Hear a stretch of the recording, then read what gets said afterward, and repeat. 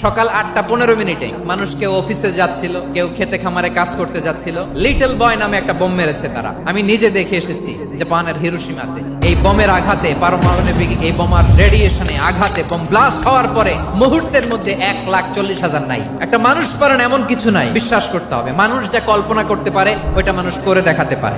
আমরা যখন আমার পিতার পৃষ্ঠদেশে ছিলাম, পিতার পৃষ্ঠদেশ থেকে শুক্রাণু যখন মায়ের গর্ভদেশে যেয়ে পড়ে, কতটা শুক্রাণু ভ্রমণ শুরু করে জানো? 20 কোটি শুক্রাণু। ওই 20 কোটি শুক্রাণুর মধ্যে থেকে তুমি আমি আজকে এক বিকশিত শুক্রাণু মানব রূপে পৃথিবীতে এসেছি। সুবহানাল্লাহ। সেদিন আমি এত ছোট ছিলাম, মাইক্রোস্কোপ দিয়েও আমার অস্তিত্ব টের পাওয়া যায় না।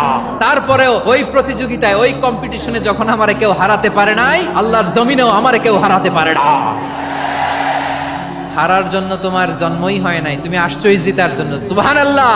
একটা কথা জীবনের সাথে সেট করে নিতে হবে, আমি জিতি নয় শিখি, আমি কখনো হারি না।